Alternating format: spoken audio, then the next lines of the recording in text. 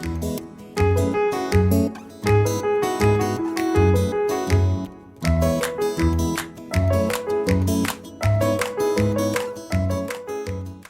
e paz, irmãos.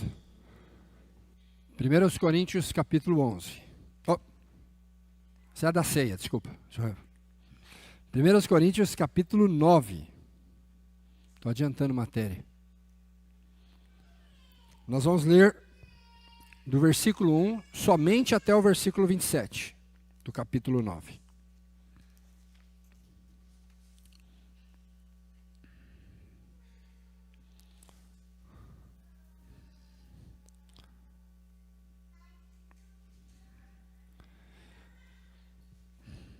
Não sou eu, porventura, livre? Não sou apóstolo? Não vi Jesus, nosso Senhor? Acaso não sois fruto do meu trabalho no Senhor? Se não sou apóstolo para outrem, certamente o sou para vós outros, porque vós sois o selo do meu apostolado no Senhor. A minha defesa perante os que me interpelam é esta: não temos nós o direito de comer e beber? E também o de fazer-nos acompanhar de uma mulher irmã, como fazem os demais apóstolos e os irmãos do Senhor e Cefas? Ou somente eu e Barnabé não temos o direito de deixar de trabalhar? Quem jamais vai à guerra à sua própria custa? Quem planta a vinha e não come do seu fruto? Ou quem apacenta um rebanho e não se alimenta do leite do rebanho?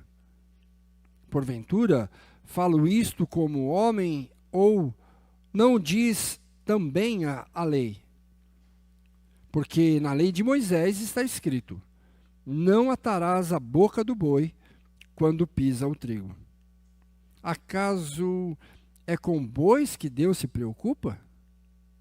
Ou é, seguramente, por nós que ele o diz? Certo que é por nós que está escrito: pois o que lavra cumpre fazê-lo com esperança, e o que pisa o trigo, faça-o na esperança de receber a parte que lhe é devida. Se nós vos semeamos as coisas espirituais, será muito recolhermos de vós bens materiais? Se outros participam desse direito sobre vós, não temos nós em maior medida? Entretanto, não usamos desse direito. Antes, suportamos tudo para não criarmos qualquer obstáculo ao Evangelho de Cristo. Não sabeis vós que os que prestam serviço sagrado do próprio templo se alimentam? E quem serve ao altar, do altar tira o seu sustento? Assim ordenou também o Senhor aos que pregam o Evangelho, que vivam do Evangelho. Eu, porém, não me tenho servido de nenhuma destas coisas, e não escrevo isto para que assim se faça comigo, porque melhor me fora morrer, antes que alguém me anule esta glória. Se anuncio o Evangelho, não tenho de que me gloriar, pois sobre mim pesa essa obrigação, porque ai de mim se não pregar o Evangelho. Se o faço de livre vontade, tenho galardão, mas, se constrangido, é então a responsabilidade de dispenseiro que me está confiada. Nesse caso, qual é o meu galardão? É que, evangelizando, proponha de graça o Evangelho para não me valer do direito que ele me dá. Porque, sendo livre de todos, fiz-me escravo de todos, a fim de ganhar o maior número possível. Procedi para com os judeus, como judeu, a fim de ganhar os judeus.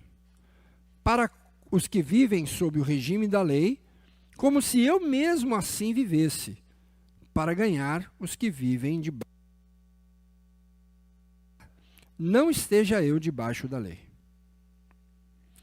aos sem lei, como se eu mesmo o fosse, não estando sem lei para com Deus, mas debaixo da lei de Cristo, para ganhar os que vivem fora do regime da lei. Fiz-me fraco para com os fracos, com o fim de ganhar os fracos. Fiz-me tudo para com todos, com o fim de, por todos os modos, salvar alguns. Tudo faço por causa do Evangelho, com o fim de me tornar cooperador com ele. Não sabeis vós que os que correm no estádio, todos, na verdade, correm, mas um só leva o prêmio? Correi de tal maneira que o alcanceis. Todo atleta em tudo se domina. Aqueles para alcançar uma coroa corruptível. Nós, porém, a incorruptível. Assim corro também eu, não sem meta. Assim luto, não como desferindo golpes no ar, mas esmurro o meu corpo e o reduzo à escravidão, para que, tendo pregado a outros, não venha eu mesmo a ser desqualificado. Oremos ao Senhor. Ó Deus, mais uma vez clamamos por tua misericórdia, porque o Senhor sonda os nossos corações. O Senhor vê além das nossas roupas. O Senhor vê além da nossa face. O Senhor sabe aquilo que existe no mais profundo de cada um de nós. E de como nós agimos quando nós não estamos na presença das outras pessoas. Por isso nós clamamos por tua misericórdia. Pois nós também, Senhor, queremos ser reconhecidos neste mundo como filhos de Deus. Nós também, Senhor, queremos ser proclamadores do teu evangelho salvador. Assim como o apóstolo Paulo, os demais apóstolos e os irmãos do passado, nós também queremos ser instrumentos nas tuas mãos. Clamamos, ó Deus, diante da verdade das nossas falhas, que seja o Senhor que nos capacite, que seja o Senhor que nos encha, que seja o Senhor que mude a nossa maneira de pensar e, consequentemente, a nossa maneira de agir e de responder diante dos desafios que a vida apresente a todos nós. Que nós possamos ser guiados pelo Teu Espírito Santo e fazermos em toda e qualquer circunstância aquilo que agrada ao Senhor. Por isso, clamamos. Fala conosco, Senhor, nessa noite. Fala com o Teu povo, Senhor. Com cada um individualmente, com nós todos juntos. Fala conosco. E que mesmo os limites do pregador não nos impeçam de ouvir a Tua voz. Que o Teu Espírito vá além dele, Senhor. E fale aos nossos corações. Pois nós clamamos por Tua graça. Suplicamos pelo Teu favor. Em nome do nosso Salvador e Senhor Jesus. Amém. Hoje eu quero começar com uma história de um irmão nosso, soldado, que quando o capelão perguntou para ele como é que ele tinha, por que ele tinha recebido Jesus como seu Salvador, ele contou a história de que ele fazia parte de um grupo de soldados, que um deles tinha se convertido. E então, os amigos, que eles estavam sempre juntos, e eles iam para as bebedeiras, eles iam para as festas, eles iam para as bagunças, sempre juntos. E esse amigo, esse colega lá de farda, começou a ter atitudes diferentes. Então, os amigos, e aí eu vou colocar aspas aqui nos amigos, né? Mas começaram então a ironizá-lo, a ridicularizá-lo. E toda vez que ele ia fazer uma oração, ou que ele ia para o canto antes das suas refeições e orar, eles sempre faziam graça, riam dele, zombavam dele, provocavam. E ele sempre piedoso. Até um dia que muita chuva, aqueles amigos todos se reuniram e antes dele entrar no alojamento, o amigo crente ajoelhou e começou a orar.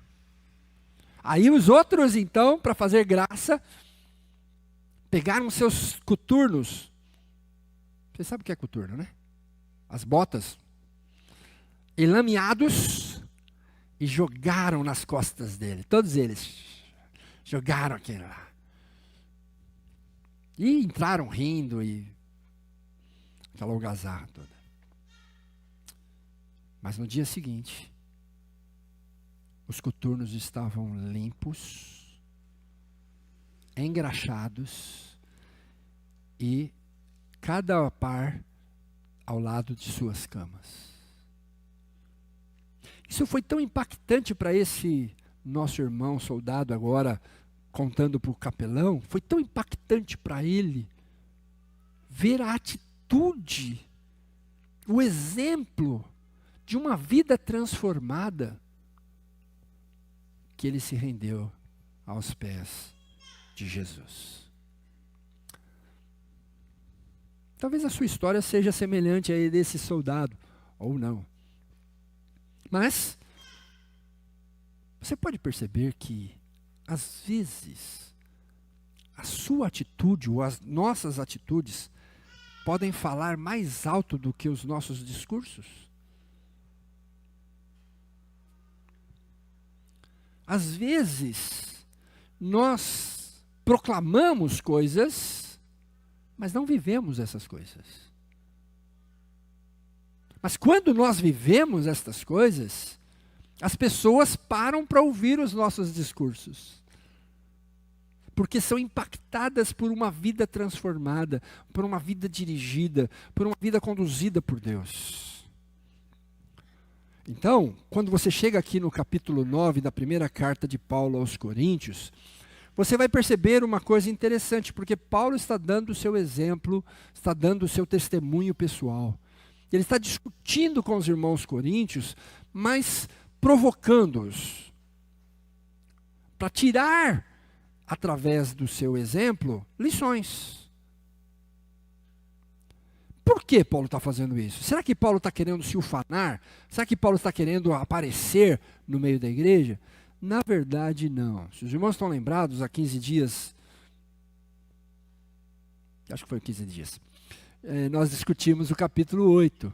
E lá no capítulo 8, Paulo estava ensinando a gente, e respondendo uma pergunta feita pelos coríntios sobre pode ou não pode comer carne sacrificada aos ídolos. E Paulo diz que a carne não tem problema nenhum, a carne não muda nada porque o ídolo não existe. E sim, o Deus eterno é que criou o animal, por isso a carne é carne, né? Então, tanto faz. Mas não deveríamos tomar desta nossa liberdade, dessa nossa consciência, para prejudicar aquele que está começando na fé. Ou seja, o amor ao nosso irmão é mais importante, é mais precioso do que a nossa ciência teológica. Então, o capítulo 8 é assim. No capítulo 9, Paulo vai dar um exemplo pessoal de como podemos e devemos viver esse amor cristão. É por isso que tem o capítulo 9. Paulo, então, vai dar aqui o seu testemunho, vai dar aqui o seu exemplo de vida, para que todos aqueles, os coríntios aqui, possam, quem sabe, aprender com ele.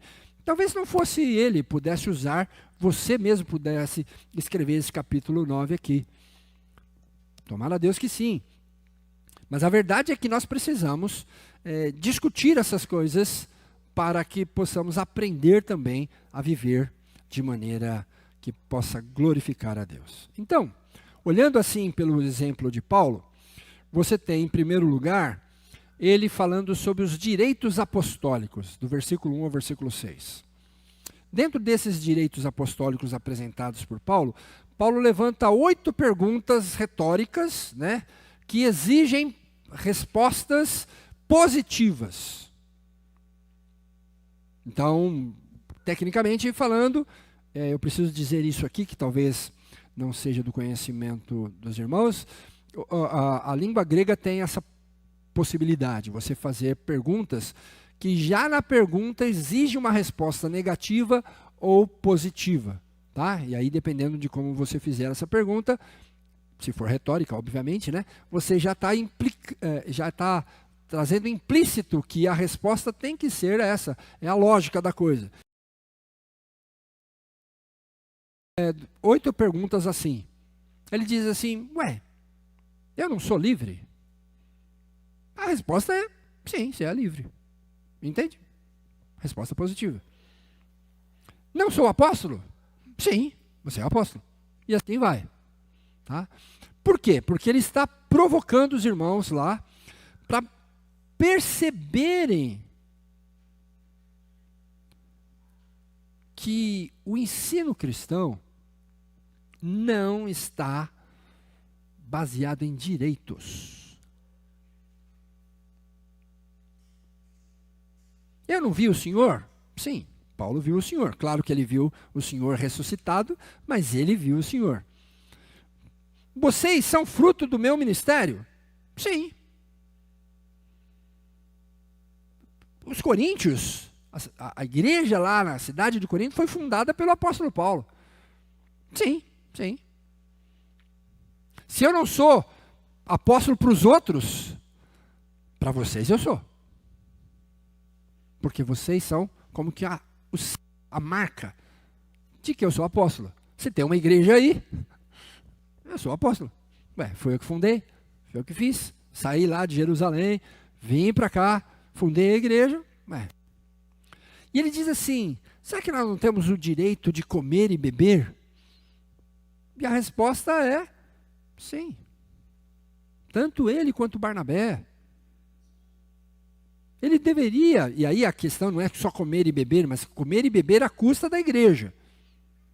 Porque os outros apóstolos faziam isso quando eles viajavam nas suas viagens missionárias. Eles faziam isso. As igrejas bancavam as suas viagens, né? Hospedavam eles nas casas, cuidavam deles, para que eles pudessem pregar o evangelho. E ele diz assim, será que eu e o Barnabé não podemos fazer assim também? E a resposta exigida aqui é sim. Também tem o mesmo direito. Nós não temos o direito de casar.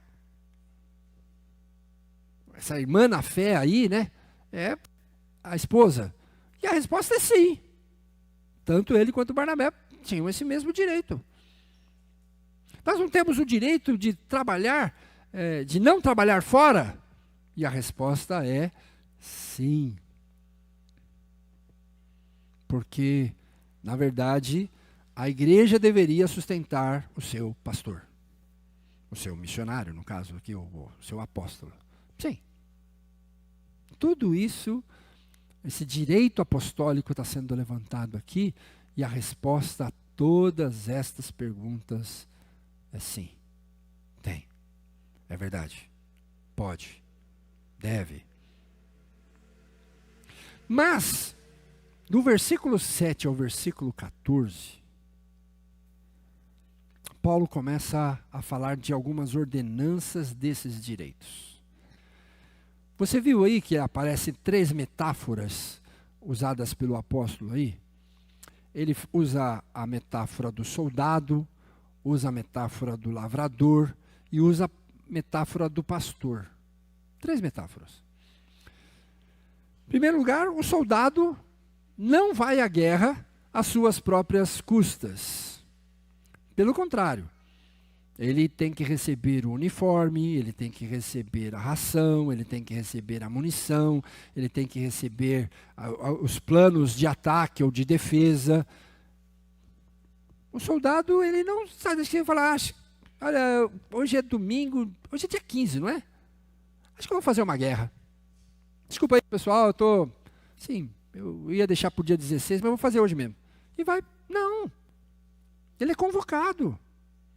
Ele é treinado. Ele é enviado. Então, nessa primeira metáfora, usando o soldado aí como elemento, né? Ele está mostrando para a gente que é preciso ser comissionado para isso. Segunda metáfora usada aí é a metáfora do lavrador. Ou seja, o lavrador, ele planta com o objetivo de comer. Quando ele levanta todas as manhãs e vai lá na roça e prepara a terra, e depois coloca a semente, e todo dia rega aquela terra e cuida, é porque ele quer tirar dali o alimento. Então, não sei se vocês já viram isso, mas eu tive o privilégio de ir num sítio, né, que plantavam amendoim. Acho que a maioria só conhece amendoim de saquinho já, né? Mas o amendoim é tipo de uma mandioca. Aliás, eu acho até eu acho parecido. Eles não acham nada parecido. Para mim é exatamente igual. E aí você tem que ir lá e pegar naquela planta, né? E arrancar ali e depois tirar o amendoim e depois tirar da casca para poder comer, né? Deixar secar e comer, etc. E tal. Ou fazer óleo, qualquer coisa assim. Mas quando ele plantou lá o amendoim, qual é o objetivo dele ao plantar o amendoim? Comer o amendoim depois. Se você plantar mandioca, é porque você quer fazer um bolo de mandioca e chamar o pastor para ir comer depois que o bolo estiver feito, tá? Certo? É isso, você tem que plantar para comer. E quando você planta, você tem um objetivo claro, que é se alimentar disso.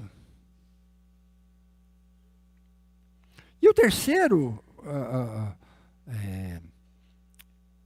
metáfora usada aqui é a metáfora do pastor. Ou seja, o pastor que vai apacentar aí as suas ovelhas, ele não vai poder se alimentar do leite das ovelhas?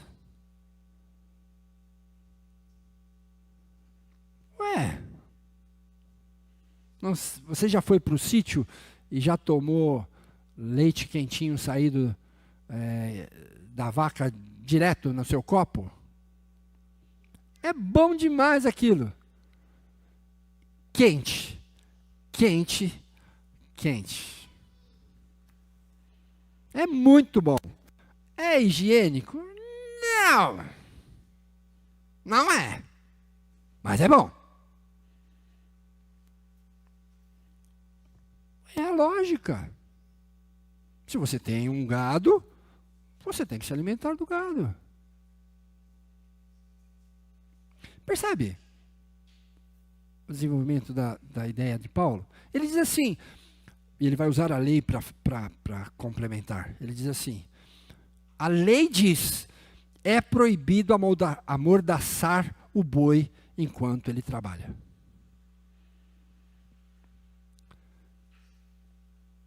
O boi, quando estava ali girando em torno do moinho, fazendo farinha, alguns grãos caem na frente do boi. E o boi, enquanto está indo ali, ele vai comendo. Então, para não perder os grãos, alguns espertos amordaçavam o boi para que ele não conseguisse comer. E aí você vai lá e pega aquele e coloca lá de novo e ele vai fazer a farinha. Era proibido em Israel fazer isso, porque o boi tinha direito de comer enquanto estivesse trabalhando. E Paulo diz assim, a preocupação de Deus com esta lei era somente sobre os animais?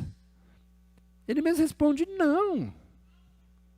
Deus estava falando do animal, mas se para o animal não pode, para o ser humano não pode mais ainda.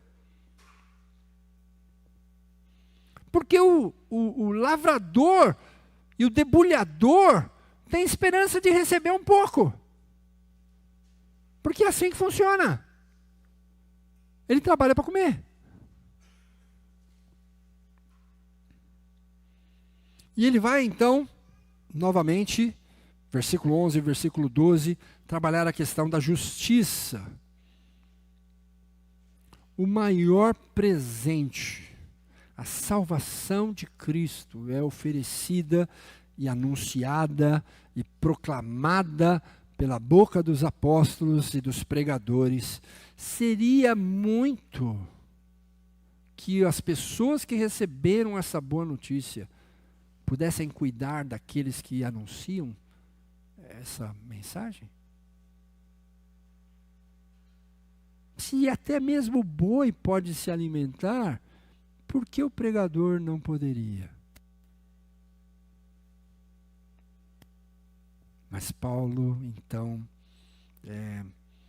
quer chamar a atenção e está forçando aqui o raciocínio, não só dos irmãos do passado, mas os nossos também, que nós não podemos criar empecilhos para que os trabalhadores, no desenvolvimento do seu trabalho, não deem o seu melhor. Nós precisamos sempre ajudar para que eles desenvolvam mais ainda.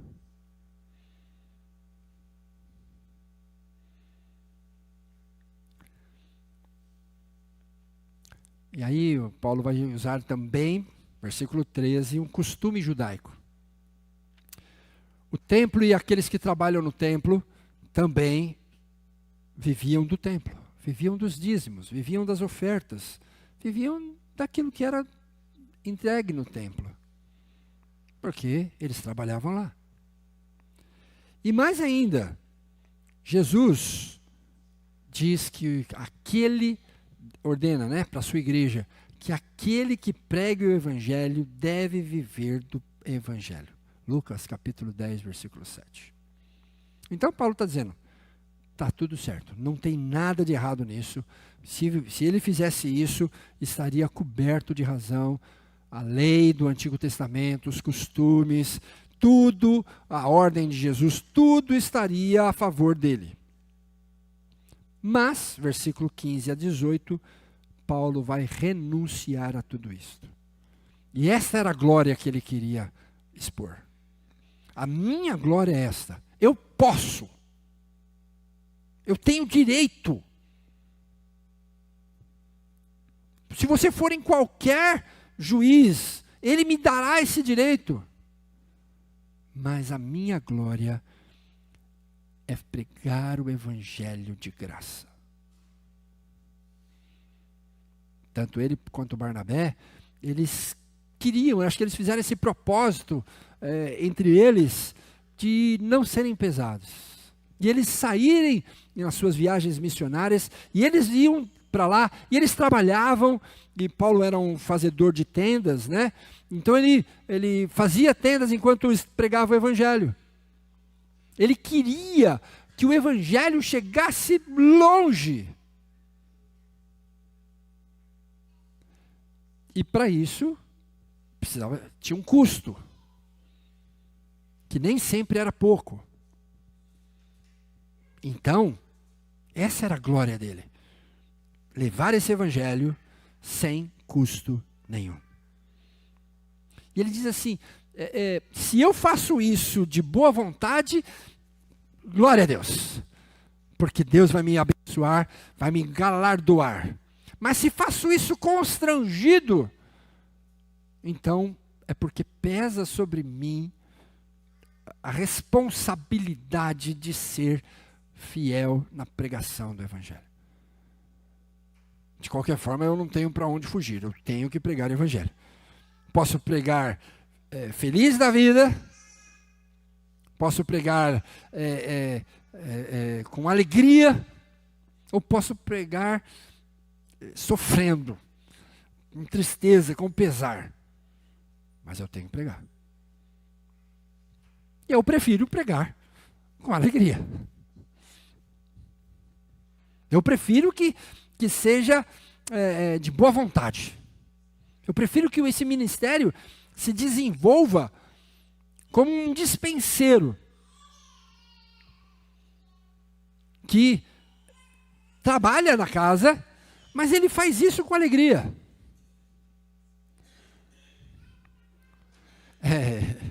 Eu sei que para nós aqui é meio complicado, porque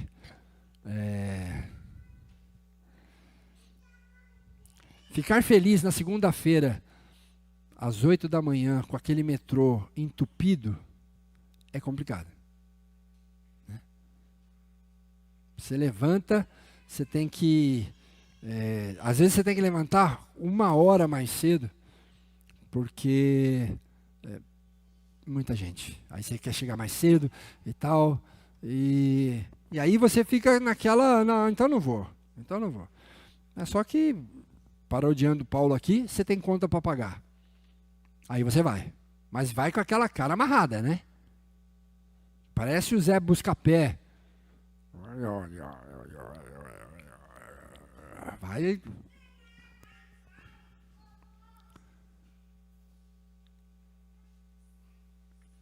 Mas eu duvido,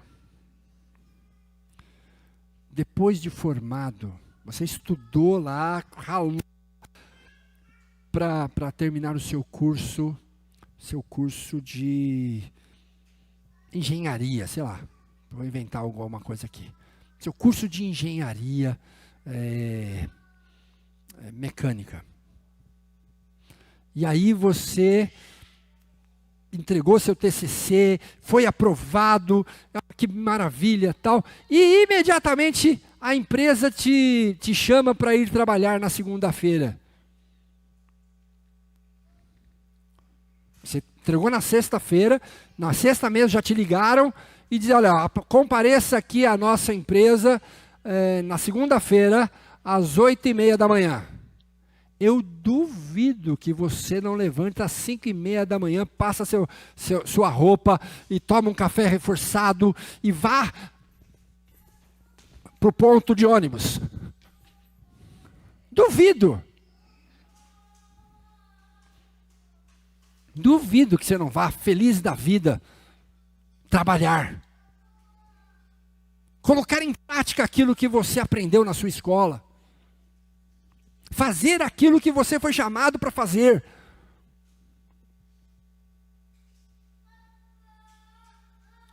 Talvez isso mude depois que você receber o primeiro salário. Pode ser que isso mude. Mas até lá, conseguir. Essa é a ideia. Essa é a ideia. Você ir pregar o evangelho, no caso Paulo está dando o seu testemunho, né? Ele pregar o evangelho, ele diz assim, ó, ninguém rouba de mim essa glória. Eu quero pregar o evangelho e eu quero fazer isso de graça, eu quero que as pessoas possam entender essa mensagem, e eu sou como que um trabalhador que está a serviço, não constrangido, mas alegremente, por escolha, porque sei que fui chamado para isso.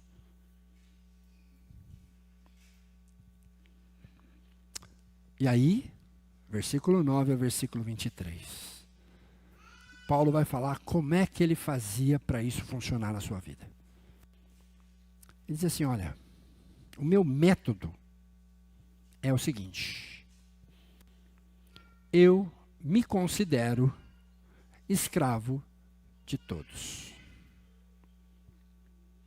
De judeus, os que vivem debaixo da lei, mesmo que eu não viva debaixo da lei como eles vivem, eu faço e ajo e me privo para poder ganhar alguns deles.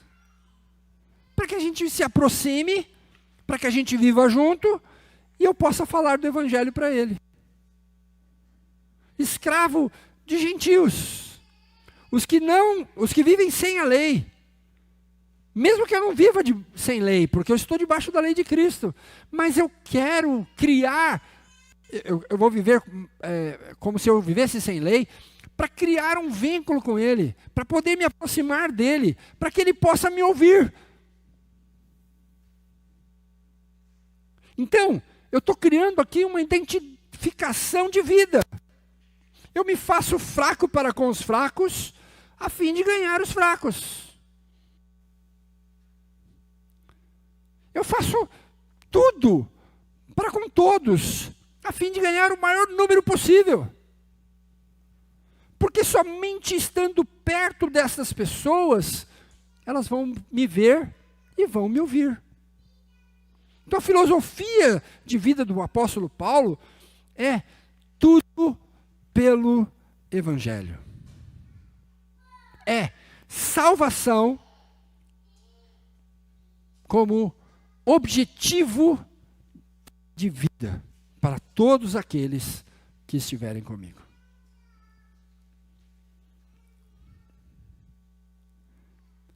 Mas isso não é fácil. Isso não é para amador, tá bom? Isso é para alguém que tem um compromisso com Deus. Porque não é fácil. No meio do caminho, se alguém achar que isso é simples, vai se dar mal. No meio do caminho você desiste. Mas Paulo diz assim, eu luto, versículo 24 a 27, eu luto por uma autodisciplina. Eu sou que nem um corredor. Aqueles atletas que são maratonistas, aqueles atletas olímpicos. Eu sou assim. Eu me disciplino. Você já teve contato com gente assim? Gente disciplinada assim? Nós tínhamos aqui na igreja, eu pastorei uma igreja que tinha um atleta. Ele era fundista. Um atleta. E ele dizia assim, eu tenho que comer não sei quantas calorias por dia. Mas eu não posso comer isso, eu não posso comer aquilo, eu não posso comer aquilo outro. Aí, nos encontros da igreja, né? Você sabe que crente é um problema, né? A gente come. É aniversário do tio, do vizinho, do amigo, da pessoa que trabalha lá em casa. Vamos fazer uma festa? Porque a gente come. E aí a igreja toda vez se reunia, comida. Comida. Comida. E ele dizia, não posso. E as irmãs, aí era maldade, eu acho que era maldade. Faziam aquele pudim de... A minha boca encheu d'água. Faziam aquele pudim de leite. E ele dizia, não posso. Fazia aquele bolo, sabe aqueles bolos recheados e não sei o quê, cheio de... Não posso. E ele não comia. Até onde eu sei, eu não sei se minha memória pode falhar, mas até onde eu sei, eu me lembro, melhor dizendo, ele comia muito ovo. Aí eu ficava pensando, o cara está trocando pudim de leite por ovo. Mas é porque era alguém disciplinado. Paulo está dizendo isso. Daqueles atletas que correm no estádio, você pode ver, todo mundo treinou, todo mundo se preparou, todo mundo fez o treinamento, comeu ou não comeu aquilo que o treinador falou para ele comer ou não comer, e ele fez tudo isso e todos correm, mas só um ganha. Só tem um campeão. Em cada modalidade, só uma medalha de ouro. Paulo diz assim, meu irmão, minha irmã, corram a ponto de alcançar este que é o campeão. Cheguem na frente deles. Sejam mais disciplinados que eles. O seu domínio próprio tem que ser superior ao domínio do atleta. Você precisa aprender a se controlar, a se conter, para poder viver essa vida cristã de forma coerente. Porque eles fazem tudo isso, sabe para quê? Para ganhar uma medalha no final do ano. Tem alguns que ganham uma grana, né? Também tem isso. Eles ganham dinheiro também. Mas nós, a nossa coroa, nossa medalha é eterna. No céu. Então ele diz, nós temos que ser melhores. Ele ainda vai usar outra ilustração, mas com o mesmo objetivo, de um pugilista. Ele diz, o pugilista está treinando ali, e ele não está dando golpe no ar à toa, ele está treinando golpes. E ao invés de eu fazer isso no ar, eu faço em mim mesmo, me reduzindo a minha linguagem, me fazendo ser mais objetivo, para que eu possa servir ao Senhor. Porque a primeira coisa que acontece numa igreja, quando nós nos reunimos para louvar ao Senhor, para vivermos juntos, mais do que louvar ao Senhor, para vivermos juntos, é nós descobrirmos que nós somos diferentes. E outro dia eu estava falando, como exemplo, né? Outro dia eu estava falando sobre quem é que gosta de jiló. A Nishimura gosta de jiló.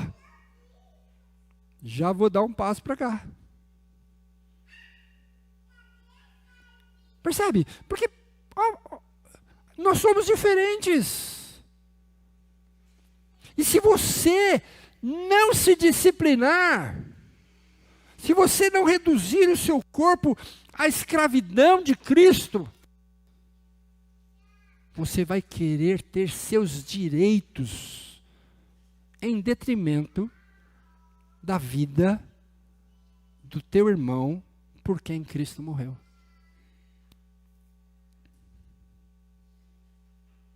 Então, num ajuntamento de servos de Deus, nós podemos pensar diferentes.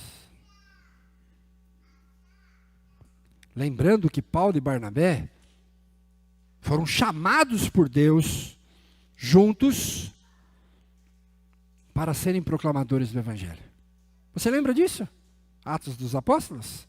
Esses dois são pastores na igreja lá de Antioquia. Barnabé é o pastor mor. Paulo é o licenciado, para fazer uma referência ao Ayrton, né? Um licenciado. E Deus chamou. Eu quero que vá para missões Barnabé e Paulo. E aí, os dois se unem lá e vão proclamar o Evangelho. E lá no meio do caminho, por causa de um outro irmão, do Marcos, o Marcos deu uma rabiada na curva, estava indo com eles, e aí eu acho que o Marcos falou, eu estou com saudade da mamãe, eu estou inventando, depois, quando chegar no céu, eu peço perdão para o Marcos também. Mas alguma coisa aconteceu lá que deu ruim, o Marcos quis voltar, e voltou mesmo, e aí quando ele quis ir de novo, o Barnabé falou, olha Paulo, vamos levar o Marcos, que eu acho que agora ele está melhor preparado, ele já tomou o leitinho, já pode ir com a gente. O Paulo falou, não, perdeu, de jeito nenhum, não vamos levar não. E aí foi tão a discussão que eles se dividiram. Fizeram 2 missões. O Barnabé com o Marcos, treinando o Marcos, e o Paulo com o Silas, agora treinando Silas. Ou Silvano, né? O mesmo nome. 2 missões.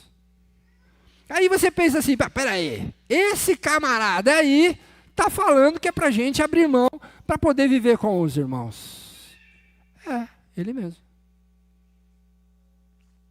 Por quê?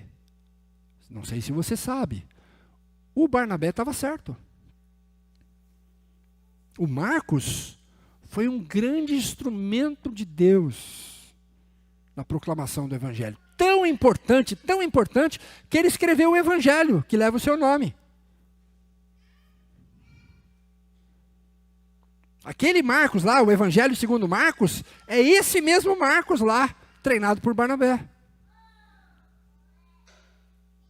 E Paulo, quando estava preso, pediu para Timóteo fazer uma ligação para o Marcos, pedindo para o Marcos trazer para ele, vir falar com ele e trazer coisas para ele, lá na prisão. Ou seja, Paulo não deixou de falar com o Barnabé, Paulo não deixou de falar com Marcos. Eles não passaram a vida brigados. Não, foi uma discussão pontual, mas que no decorrer da história eles fizeram a vida, as pazes e viveram juntos. Irmãos, nós podemos ser diferentes, podemos ter diferenças, mas nós temos que perceber que o outro, o nosso próximo, o nosso irmão, a nossa irmã, é mais importante do que os nossos direitos.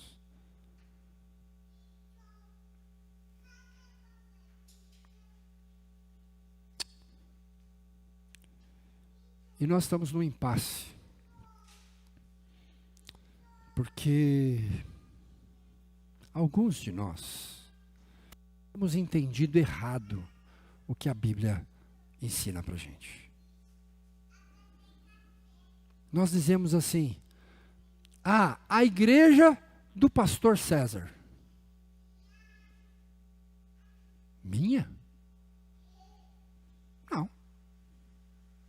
Não, eu vou lá na igreja do pastor César. Eu vou lá na igreja do presbítero Ishimura. Eu vou lá na igreja do outro. Nunca é a nossa igreja. E aí quando tem uma discussão, e de repente o pastor César, intolerantemente, vai discutir aqui com o irmão. E aí o que o irmão faz? Vou sair da igreja. Por quê? Vou sair da igreja porque a igreja do pastor. Não é nossa igreja. Não é que eu e o pastor somos irmãos na fé e temos pontos de vista diferentes, mas nós temos que resolver os nossos pontos de vista e viver juntos. Não. Eu vou embora. Vou deixar a igreja lá para o pastor. Vou deixar a igreja lá para o irmão. Vou deixar a igreja lá.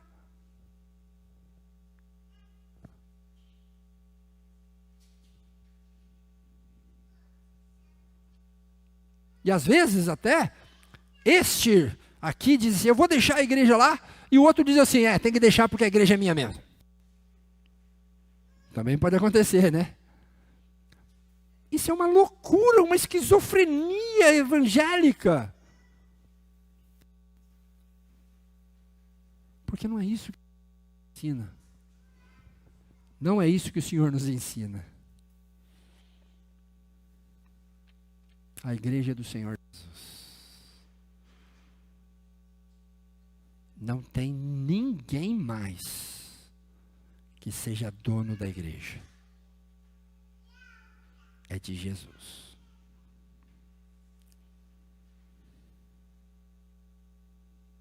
E um dia o pastor César vai sair dessa igreja.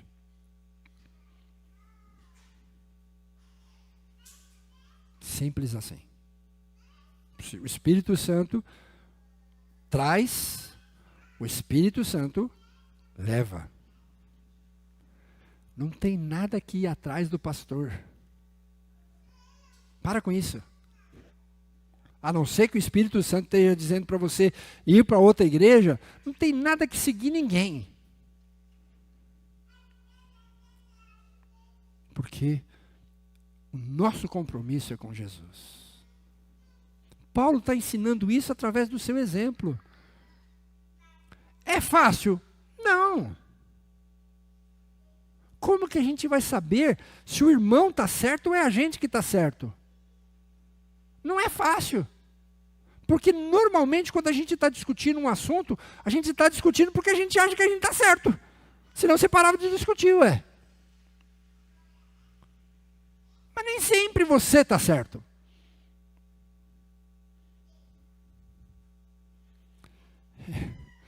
Eu tive o privilégio de trabalhar com um grupo de irmãos que eu tive uma brilhante ideia. Tá? Deixa eu explicar isso para vocês. Eu, de noite, sabe aqueles insights que você diz assim, isso aqui vai, maravilha. E fui para a reunião do conselho com aquele insight e disse, irmãos, eu tenho aqui uma proposta para os irmãos, vamos fazer assim, assim, assado, tal, tal. Contei tudo a minha, empolgado, né? Tal, assim, a gente faz assado e tal, tal, tal. E os irmãos lá, tudo. Aí, quando eu terminei, ele falou assim, o senhor pensou que tem essa consequência assim, essa aplicação? Na verdade, eu não tinha, porque eu tinha acabado de acordar, né? Não, eu não tinha pensado. Então, e o outro falou, não, mas e se a gente faz isso, tem aquela outra coisa assim que acontece. É verdade. E aí foi.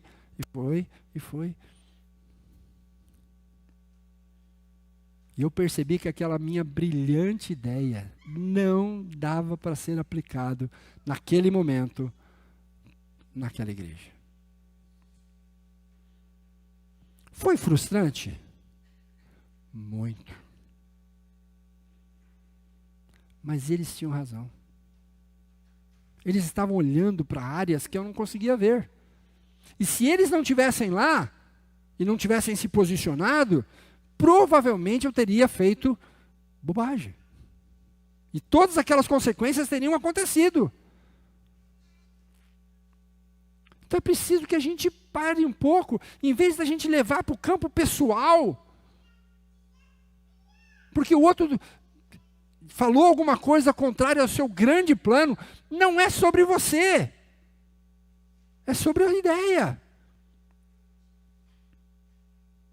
Se a gente conseguir trabalhar isso, com certeza nós vamos crescer,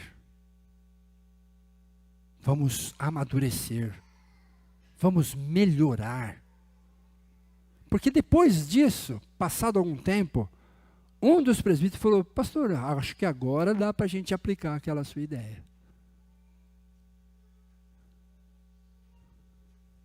Porque agora já não tem mais aquilo, já não tem mais aquilo outro que a gente tinha discutido lá. Perceba isso. Eu quero chamar a sua atenção, porque nós temos que parar de achar ou que a igreja é nossa, ou que a gente não faz parte da igreja. Tanto um quanto o outro estão errados. A igreja é sempre de Jesus, mas ele chamou a gente para dela participarmos. Então a gente tem que aprender a viver e a conviver. Com todas as nossas falhas, com todas as nossas dificuldades, com os nossos problemas. E quando chegar nisso, aprenda com o apóstolo Paulo. Abra mão. Por amor ao seu irmão.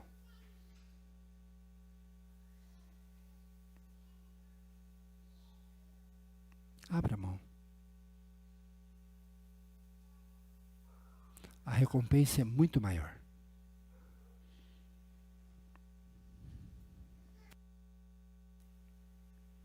Eu vi um senhor dando uma dica para o jovem casal, um senhor casado há muito tempo, dando a dica para um jovem que tinha acabado de se casar. Ele dizia assim, o que é que você prefere? Estar certo ou ser feliz?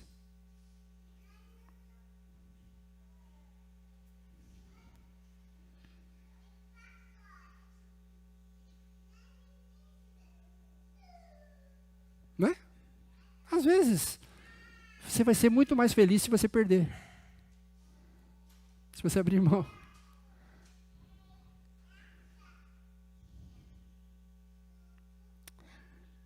Esse é o desafio que eu tenho para os irmãos nessa noite. Para juntos nós aprendermos a conviver. Se preciso for, abrindo mão dos nossos direitos, para que o irmão possa também ser alvo do amor do Senhor. Dê o seu testemunho. Em vez de cobrar do outro que faça, faz você primeiro. Mostra como é que é. Quando jogarem em você, e isso pode acontecer, coturnos enlameados, ao invés de você virar e jogar neles também, e começar uma guerra de coturnos enlameados, mostra como é que se faz. O impacto disso é muito maior.